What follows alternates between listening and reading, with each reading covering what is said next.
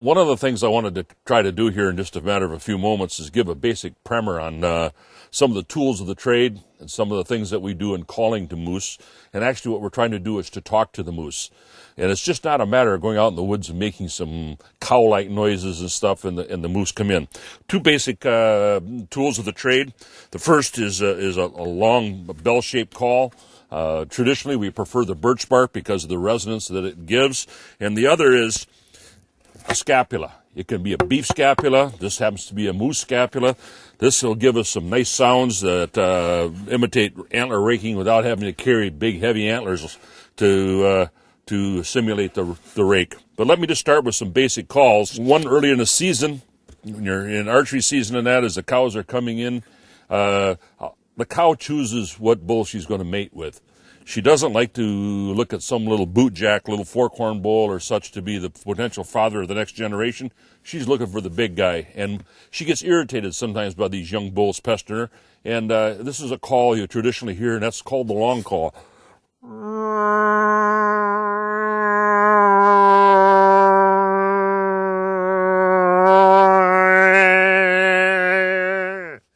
With a bit of irritation at the end. What she's doing is she's trying to run away, she's kicking, she's just crying that she doesn't want to. She's coming into season, and that young bull is pestering her, and she has chosen not to have him as her mate. That's often used early in the season. Like I say, the big bull will hear that and say, hey, there's a little guy over there. He's with a cow that's coming into season. I'm going to go over and investigate. It can also be used to call on other cows who hear a cow in their area and want to come to investigate also. As the cow comes into heat, and we're calling,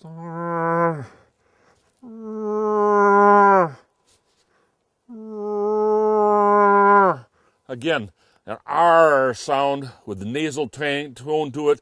If you heard the echo is great. The more the echo you get, the better. And that, with the horn, gives you a long distance projection. So as the bull begins to come in closer, you're going to want to soften things up and become a little bit more enticing. Again, put a little emotion into it.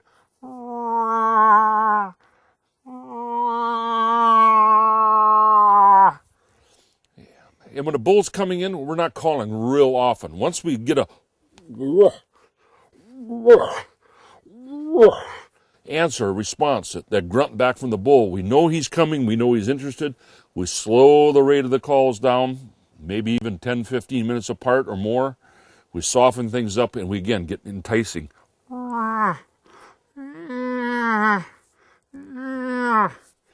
Sometimes, as that bull is coming in, he'll hang up. That is, he doesn't want to, he's a little bashful. Might be a little early in the season. Maybe he's been out and he's had a tough fight last night with another bull. You've seen some video of the bulls that we have had a chance to harvest, the scars and such that can go on with some of these bulls. You want to bring them in a little closer. This is where the scapula can really help. Get a raking sound going.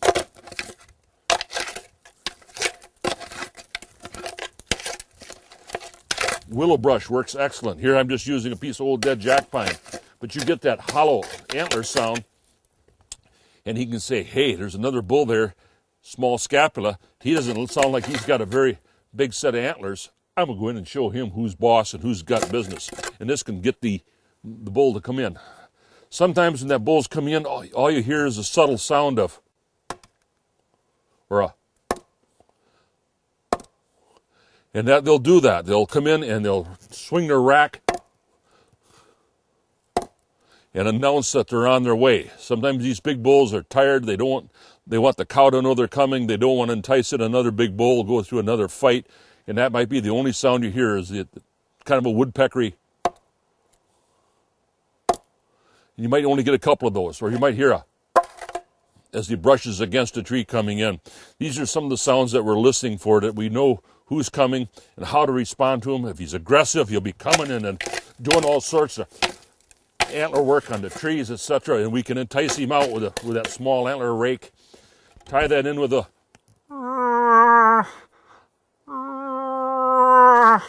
and you can get the bull to come out and show himself, drop that timidness. We also use decoys. We've got two two-dimensional decoys. We also have a new three-dimensional decoy that we've begun to use this year that is battery-powered. It's a three-dimensional blow-up. Great looking decoy, a tremendous decoy, and we're having a lot of fun with that. Well, what we've got here is a full-size 3D cow decoy. It's actually got a little bitty fan in it that just blows regular air, and you fill her right up, and she just blows out like a great big balloon, and you can control on the rheostat here the amount of air that's going into her. So you can actually make her move. We've got 60 feet of cord here that I can run over to where I'm calling from, and then I can control this without any movement really to speak of. Gives her a lifelike appearance, you know, not only for three-dimensional, but now we've got movement also. Plus, if you've got a little bit of wind to blow her around, it looks about as real as you're going to get for a decoy.